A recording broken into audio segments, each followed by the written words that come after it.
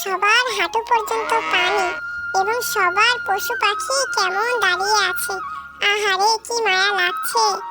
ও ইয়ামিনের বোন, তোমাদের অনেক অনেক ধন্যবাদ। এই বিপদের দিনে তোমরা ছোট হয়েও আমাদের দেখতে আসলে।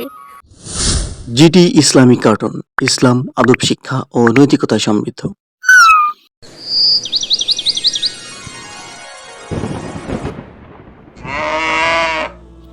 লা ইলাহা ইল্লা আনতা সুবহানাকা ইন্নী কুনতু মিনাজ জালিমিন। দেখেছিস আপু, কি জোরে জোরে হাত ডাক দিচ্ছে আকাশে। না জানি এবার কোরবানিতে কতই না বর্ষা হয়। হায় আল্লাহ।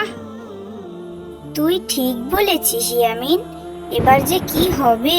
আর কিছুদিন বাদেই তো কোরবানির ঈদ।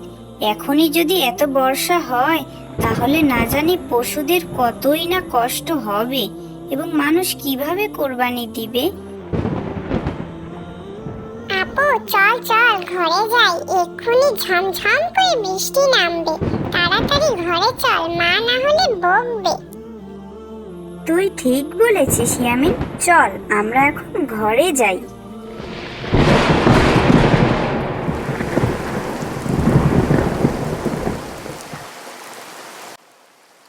দেখেছিস আপু, কি ভারী বৃষ্টি হচ্ছে।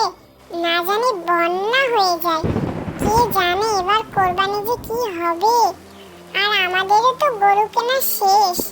এখন এই বন্যা হতে থাকলে এই গরু তো ভিজে ভিজে অসুস্থ হয়ে যাবে।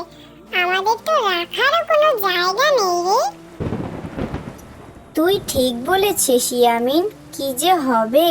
আল্লাহর কাছে দোয়া কর যেন খুব দ্রুত এই বর্ষা শেষ হয়ে যায়, না হলে কোরবানিদের দিন যে কি হবে। ইয়ামিন, হুমায়রা, কি করছো তোমরা? এই তো বাবা, তেমন কিছুই নয়। আমাদের কোরবানির গরুটির জন্য খুব চিন্তা হচ্ছে।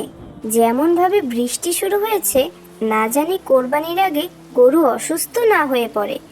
আরো কত মানুষই তো গরু কিনেছে, কত হাট বসেছে। কি যে হবে এই বর্ষায়।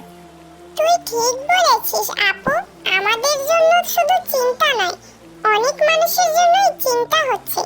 এমন ভাবে বৃষ্টি হতে থাকলে কি হবে এই পশুদের। তোমরা ঠিক বলেছো ইয়ামিন, আসলে এটা বেশ চিন্তার বিষয়। আমিও খুব চিন্তা করেছি, তবে তোমাদের মতো এত গভীর করে চিন্তা করা হয়নি। আসলে দিন দিন যে বৃষ্টির হার বাড়ছে, এমন বাড়তে থাকলে তো এবার অনেক ক্ষতি হয়ে যাবে। তোমরা বেশি চিন্তা করো না, আল্লাহ ভরসা। আল্লাহ যা করবে ভালোর জন্যই করবে। তোমরা শুধু নামাজ পড়ে দোয়া করো।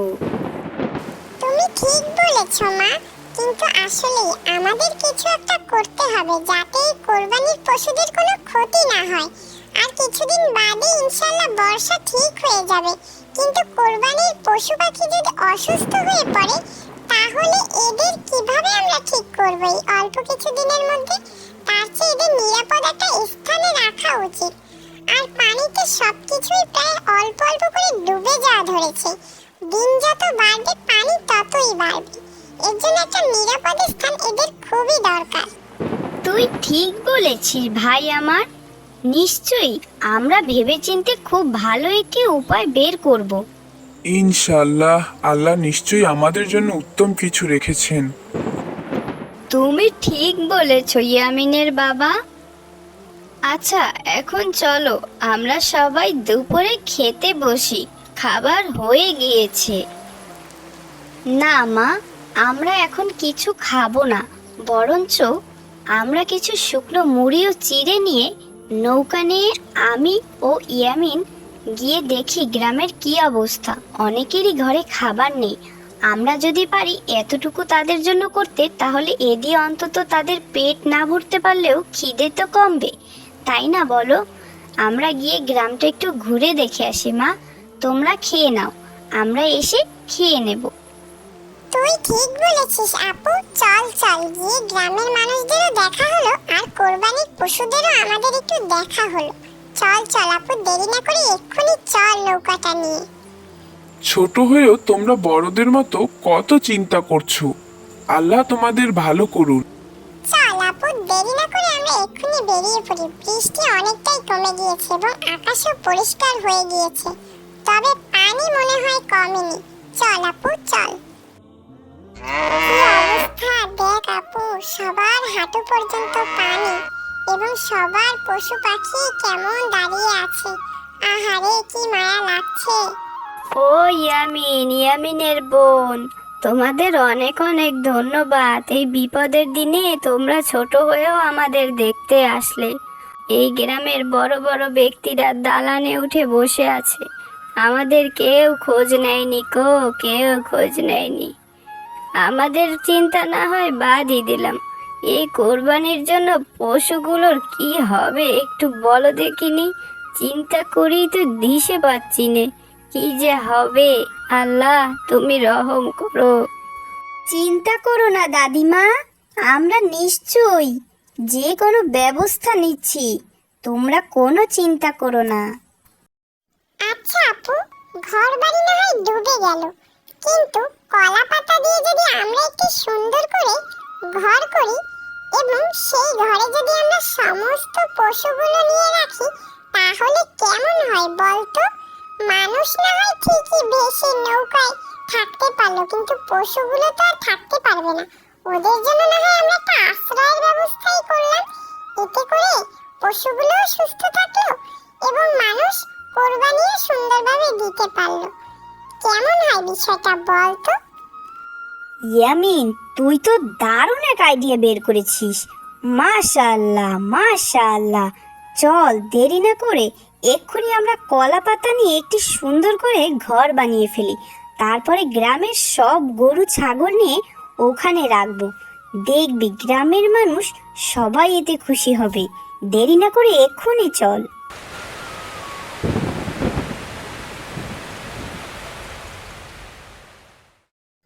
মাশাআল্লাহ, ঘরটা বেশ সুন্দরই হয়েছে।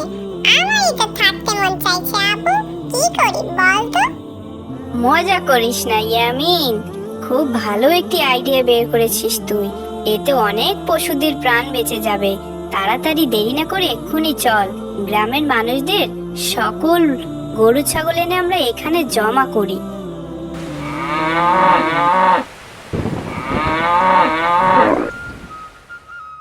দেখেছিস, ছোট হয়েও কি সুন্দর ওদের মাথায় বুদ্ধি। আল্লাহ ওদের ভালো ঠিক করুন, আল্লাহ বলেছিস, ওদের ঠিক ভালো করুন। বলেছিস, তোরা একেবারেই ঠিক বলেছিস।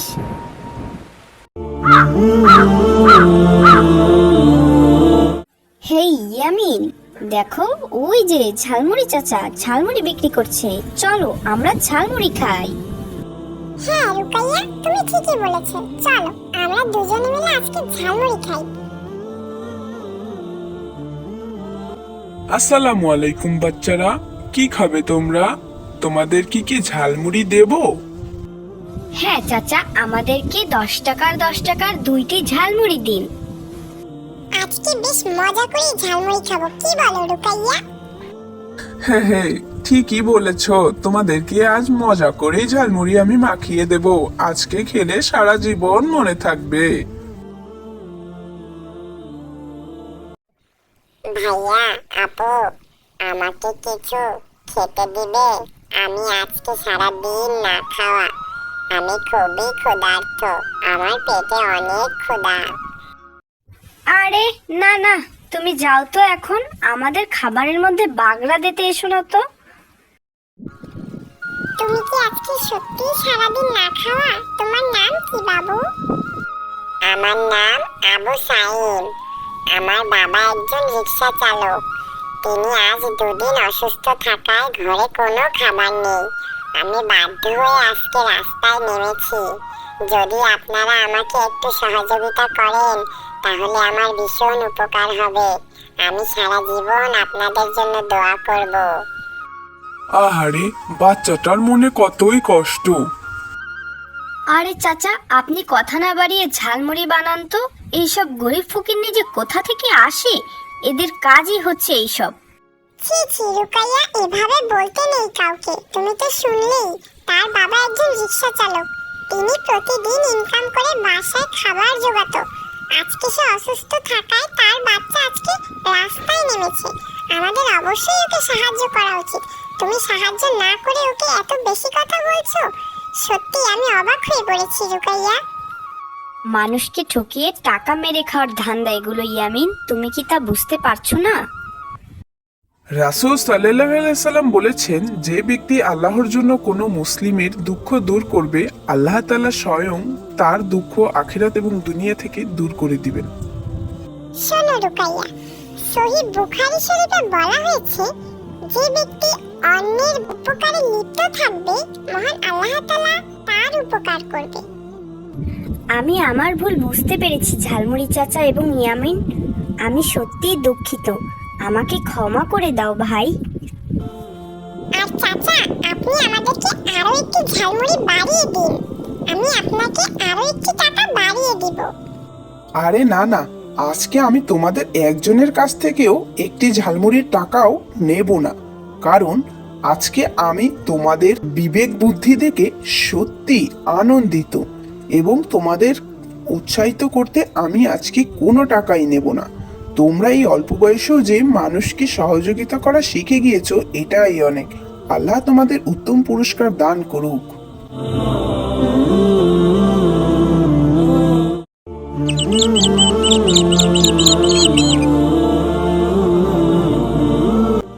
আজ 3 দিন হয়ে যাচ্ছে ঘরে কোনো খাবার নেই।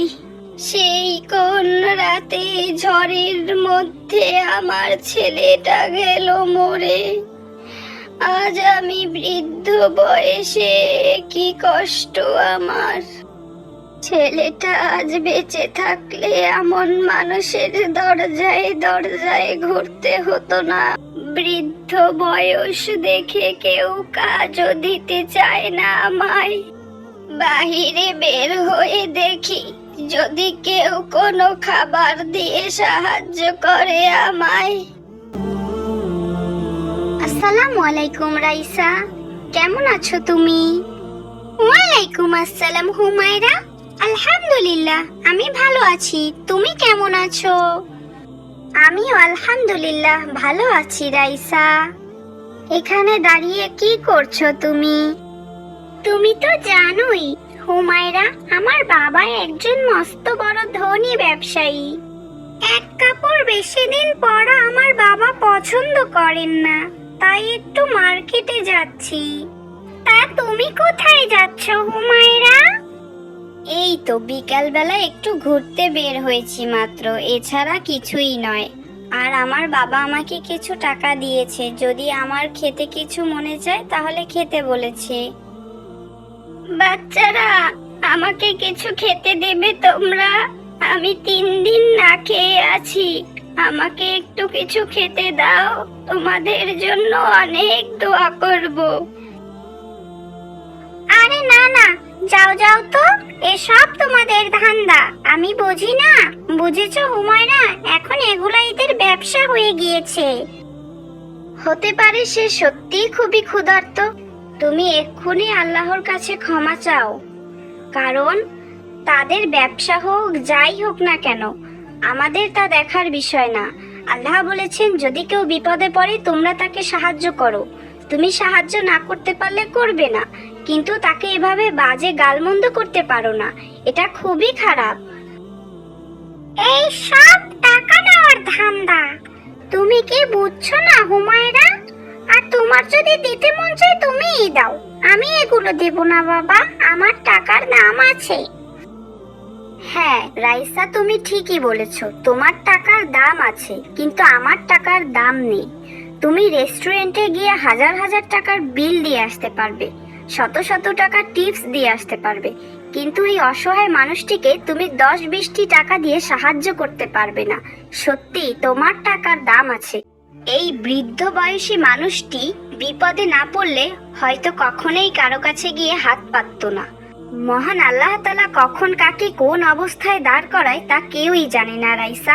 আমাদের উচিত সবসময় অসহায়দের পাশে দাঁড়ানো, মানবতার কাজ করা, তবে তা কখনোই মানুষকে দেখিয়ে নয়, অবশ্যই আল্লাহ সন্তুষ্টির জন্য। তুমি আমাকে মাফ করে দাও হুমায়রা, আজ তুমি আমার চোখ খুলে দিয়েছো, তোমাকে অনেক অনেক ধন্যবাদ। দাদিমা, তুমিও আমাকে মাফ করে দাও। এই নাও, আমি তোমাকে কিছু টাকা দিচ্ছি, তুমি এ দিয়ে কিছু খেয়ে নিও। তোমাকে অনেক অনেক ধন্যবাদ রাইসা, তুমি এত দ্রুত বোঝার জন্য। তোমাকে অনেক দিন ধরেই আমি এ নিয়ে কিছু বলবো বলবো ভাবছিলাম, তবে একটা সুযোগে বলা হয়েই গিয়েছে। যাক, তুমি যে তোমার নিজের ভুল বুঝতে পেরেছো, এই অনেক।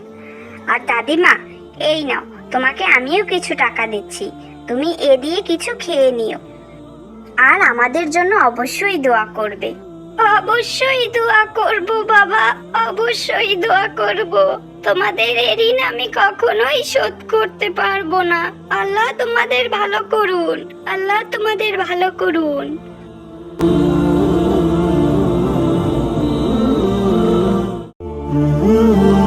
আলিপুর গ্রামে বাস করত সমেত ব্যাপারী নামে এক মুদি দোকানি।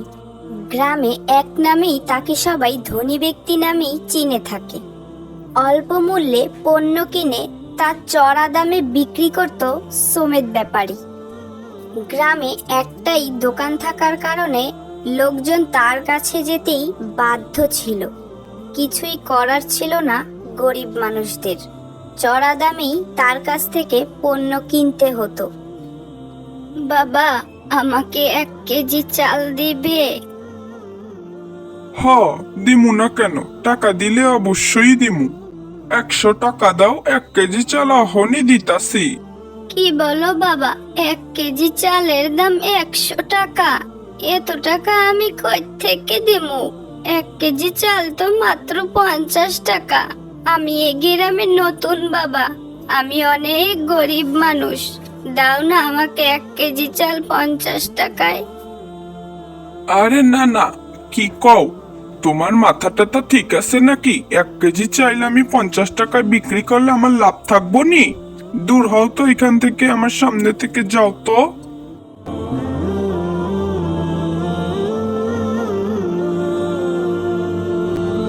সমেত মিয়ার দোকানের পাশেই রহিম মিয়া নামে এক লোক ব্যবসা করত। সামান্য কিছু চাল ডাল ও চিড়ে নিয়ে সে বসতো। দিন আনি দিন খাই, তার জীবনে এমনই ছিল। সে প্রতিদিন অল্প কিছু চাল ডাল দূর থেকে কিনে আনতো এবং তা সামান্য কিছু লাভ রেখে বিক্রি করত। এভাবেই তার সংসার চলতো। বাবা, আমারে 1 কেজি চাল দিবা? হ্যাঁ চাচি আম্মা, দেব না কেন, অবশ্যই দেব। তা কত করে কেজি রাখবানে বাবা আমার কাছে? আমার কাছে কিন্তু বেশি টাকা নেই বাবা। তোমার কাছে বেশি রাখবো না নে চাচিমা, তুমি চিন্তা করো না, তুমি মাত্র 40 টাকাই দিও, যেই দামে আমার কিনা দাম। কি বলছো বাবা? ওই দোকানদার যে আমার কাছে 100 টাকা চাইলো, আর তুমি মাত্র 40 টাকা রাখবে?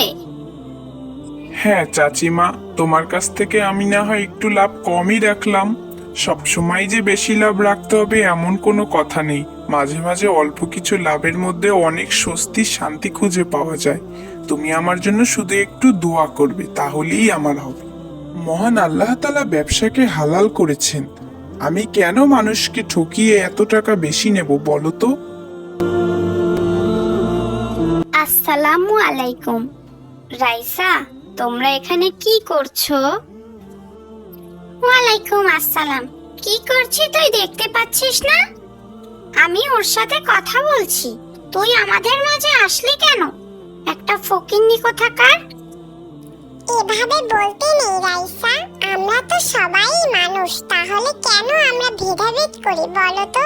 সবাইকেই আমাদের মিলেমিশে থাকা উচিত। না, আমি ওর সাথে মিশবো না। ওর বাবা একটা গরিব, আমার বাবা কত ধনী লোক। এক নামে সবাই তাকে ধনী ব্যক্তি নামে চেনে, আর ও একটা ফকিন্নি। ওর সাথে আমি মিশবো না, তুমি মিশলে মিশো। থাকো রাইসা আর ইয়ামিন, আমি চলে যাচ্ছি। তুমি কিছু মনে করো না হুমায়রা, ওর হয়ে আমি তোমার কাছে ক্ষমা চাইছি। না না, তুমি কেন ক্ষমা চাইবে? দোষ তো আমারই। আসলেই আমার বাবা তো গরিব, আমিও গরিব।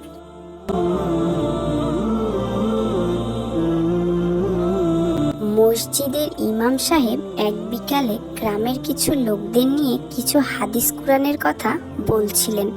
এমন সময়ই সুমেদ ব্যাপারীও সেখানে হাজির হন। শোনো আল্লাহর বান্দারা, তোমরা সবসময় সৎ পথে থাকার চেষ্টা করবে, যাতে করে আল্লাহ তোমাদেরকে জান্নাত দান করেন। যে যেই পথেই রিজিকের সন্ধান করো না কেন, সবসময় যেন তা সৎ পথে হয়। মানুষকে ঠকিয়ে যেন তোমরা এক বিন্দু পরিমাণও লাভ না করো, এতে করে আল্লাহ তোমাদের উপর সন্তুষ্ট থাকবেন। আর আল্লাহ তাআলা ব্যবসাকে হালাল করেছেন, তোমরা কখনোই তা অতিরিক্ত লাভ গ্রহণ করে হারামে পরিণত করবে না। এটা আমাদের মহান আল্লাহ তাআলা ও আমাদের প্রিয় নবী হযরত মুহাম্মদ সাল্লাল্লাহু আলাইহি ওয়াসাল্লামের কথা। যদি কেউ কখনো ভুলেও করে থাকো, অবশ্যই তা মহান আল্লাহর কাছে ক্ষমা চাইবে। আল্লাহ বড়ই ক্ষমাশীল। হায় আল্লাহ, এ আমি কি শুনছি? তুমি আমারে মাফ কইরা দাও। আমি কত বড় ভুলের ও পাপের মধ্যে ছিলাম। না জেনে বুঝে আমি কত মানুষকে ঠকিয়েছি। হায় আল্লাহ, আমি আর কোনোদিনও এমন পাপের কাজ করব না। মানুষকে ঠকিয়ে 1 টাকাও আমি ইনকাম করব না। আমাদের গ্রামের ওই রহিম মিয়ার মতো হালাল পথে আমি অল্প টাকা রোজগার করব। আল্লাহ, তুমি আমাকে মাফ করো।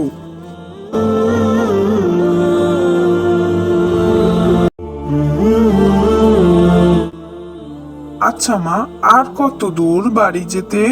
এই তো বাবা, চলে এসেছি প্রায়। আচ্ছা মা, তুমি কি জানো আকবর চাচা এবার হজ করতে যাচ্ছে? আর হজ করলে নাকি অনেক নেকি পাওয়া যায় মা। তুমি কি জানো এই হজ সম্পর্কে? হ্যাঁ ইয়ামিন, হজ আমাদের পবিত্র ইসলামের একটি গুরুত্বপূর্ণ স্তম্ভ।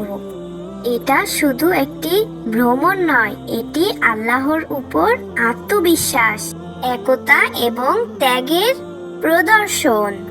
তাহলে হজ কেন এত গুরুত্বপূর্ণ মা?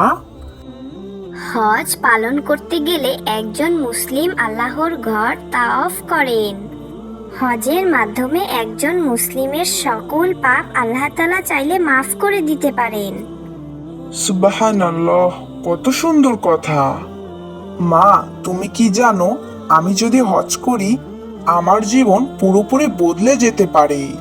আমি এক নতুন মানুষ হয়ে উঠব, তাই নয় কি মা? তুমি একদম সঠিক কথা বলেছ ইমরান। হজ এক নতুন জীবন শুরু করার মতো। তবে হজের মূল শিক্ষা হলো আমাদের আত্মাকে শুদ্ধ করা এবং আল্লাহর প্রতি আনুগত্য হওয়া। তাহলে হজের শিক্ষা কি মা? হজ আমাদের শিখায় সহানুভূতি, দয়ার অনুভূতি এবং পৃথিবী জুড়ে সকল মুসলমানদের একতা। তাছাড়া হজ করার মাধ্যমে আল্লাহর প্রতি আনুগত্য এবং তার কাছে দোয়া করা হয়ে থাকে। তাহলে মা, আমি বড় হয়ে হজ পালন করতে চাই। ইনশাআল্লাহ, আল্লাহ চাইলে আমরা একদিন সবাই হজ পালন করতে পারবো বাবা। হজ আমাদের ভালো কাজের জন্য এক নতুন শুরু, আর এটা আমাদের আত্মাকে শুদ্ধ করে তোলে। এখন যাই, চলো বাবা।